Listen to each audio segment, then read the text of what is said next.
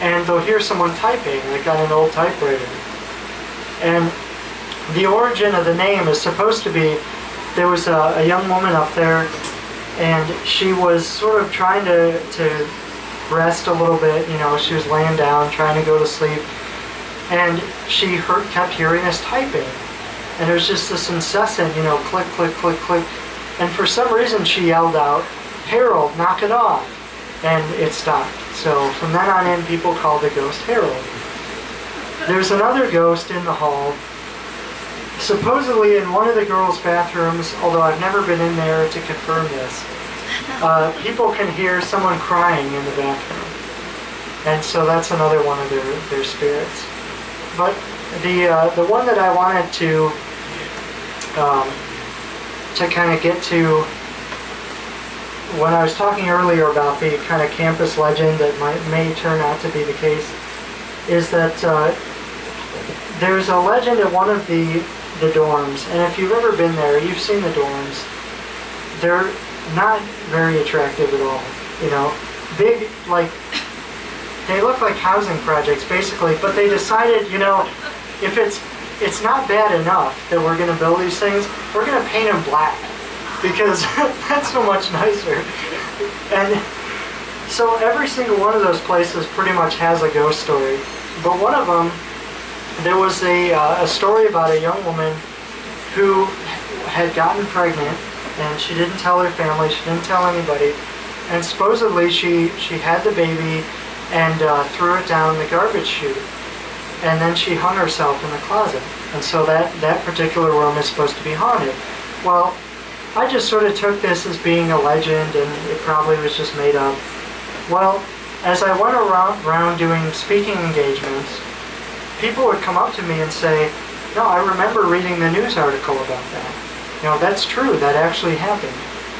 And I was friends with the priest that worked at the Newman Center there, and he said there was a young woman who came to him because she was having nightmares. She lived in that same residence hall, and every night, or almost every night, she would have nightmares about the walls of her dorm bleeding. So he actually went in there and blessed the room and everything. So there could be something strange going on there. And there's another place, I'll bring it up to Rockford, where I live now, and then I'll take some questions. But there's another dormitory in Rockford at the campus of Rockford College that is also supposed to be haunted based on something that actually happened. There's actually a memorial. If you go there today, there's like a pine tree growing outside, and it's one of those tall kind of housing project-esque dormitories, and it's abandoned right now. The campus is still in operation, but if you go down this sort of path through this little woods, you come across this dorm that is boarded up, you know, closed off. And basically they closed it off because there aren't enough students there. There haven't been enough students to open it for a long time. So they open it up, you know, to special events and things like that. Well, apparently in the 1970s, there was a woman who, she was taking a bath, and I guess it was kind of on a holiday weekend, so a lot of people had gone home for the weekend. And I actually interviewed her roommate, the woman who was this girl's roommate, who she had gone home for the weekend. And what had happened is this young woman went to take a bath, and she had a seizure and drowned. So it's a true story. There's a memorial to her outside of the dorm. But now there have been ghost stories that have developed about it. And I'm particularly fascinated with these types of stories because we know the origin of the story, and it didn't take place very long ago. So I'm curious about now, in 50 years, are people going to remember that there was an actual girl that died, you know? And so that's the kind of story that I want to write down and relate to people so that it's remembered. So 50 years from now, people will know what the origin was and appreciate that. But in Rockford, this will be my final story. In Rockford, there's a place called Tinker Swiss Cottage. Has anybody ever heard of that? Well, you'll hear a lot more about it because the Ghost Hunters crew just filmed there. I don't know if I'm supposed to tell you that, but they just filmed there I'd say about a month and a half ago. So that's going to be in a new season. I think it's going to be one of the first episodes, so it should be coming up pretty soon. Yeah, they opened last week. Oh, they did? So it might have already been on, I don't know. No, it hasn't been on yet. Oh, okay. No. So look for that soon. I'm not sure exactly when it's going to be. No. I should have been in it. But no, I wasn't. I'm actually really good friends with one of the directors there at Tinker Cottage. And that place had been investigated a lot by friends of mine in the Forest City Paranormal Society. Great group of people. They're kind of inactive now, but they put on a couple of paranormal conferences up in Rockford. Well, Tinker Swiss Cottage was the home of Robert Hall Tinker, who is a former mayor. He worked for the Manny Reaper Company. He married the widow of Manny Reaper. And after she died, he married her niece. So that was interesting. But I just recently published his journals. He was an avid journal writer, and he kept a journal from when he was in his early 20s up until 2 years before he died. So we just published a series of that. And my friend Steve, who's the director there, he had wanted ghost hunters to come there a long time ago. That's how he got into all this paranormal investigation stuff. Because he called them and he said, people come to me and they say this place is haunted.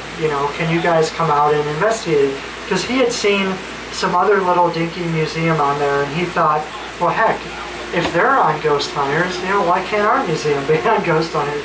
And they told him basically, well, have some groups come out and investigate it first. When they get some hard evidence, then contact us again. So he had my friends in the Forest City Paranormal group come out there, and they got a lot of interesting evidence. A couple of things I can remember in particular, they got some EVPs where they left a recorder upstairs, kind of in what could be considered the sewing room. They put it right next to the sewing machine, and they all left. No one was around. And when they played back the tape, they heard someone whistling a tune, and it carries on for 10, 15 seconds. It's very distinctive. I mean, it's somebody whistling on the tape. And so that was interesting. The other interesting one was they were sort of recording and talking in what's now the library, and a train was going by outside, and so they kind of comment about the train, can you speak up, the train's really loud. Well, when they play back the tape, you can hear a woman saying, I don't like trains, trains bring death. And it's very clear. And so they were all wondering, well, why would someone be saying that, And so Steve went to the local genealogical section in the library and asked about it. And it turns out there could be two explanations. One, Robert Tinker actually lost his foot in a train accident, and it happened practically in their backyard. And one of the family members witnessed this happen. The other explanation is that during the influenza epidemic in 1918, the train station was right there by the cottage. So basically, they would bring the bodies to the train station and sort of, as a way station while they were being transferred to a different train. So they would watch that happen every day, the trains bringing these dead bodies. And that's the kind of thing that I think really, when you get something like that, it's more compelling because it confirms something about the place that you didn't know before. And this happened several times.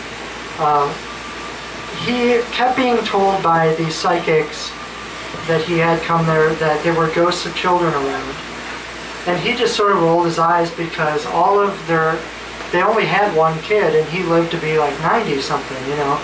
So there really weren't children around there. So he thought, well, it's just a bunch of BS. Well, one day an old man came in and he was talking to this guy, and the guy told him that he had grown up in an orphanage that was on the property. And Steve was like, well, what are you talking about? There was no orphanage here. It turns out that there actually was. It turned out that there was sort of an orphanage for terminally ill children on the property.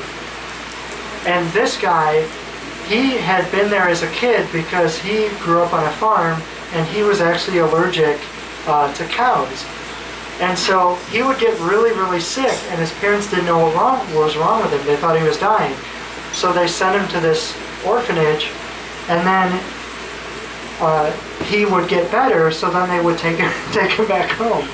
You know, so I guess eventually he moved away, and he lived to be a fairly old age. So it turned out that what these psychics had been telling him about the place could have been true. That there were a lot of children on the property that would have died, you know, they were terminally ill. So that's very interesting. So those are all the stories I have for you tonight. I hope you enjoyed my presentation. I have 3 books left of Haunting Illinois. It's a tour guide to not just places in Chicago, but places all over the state.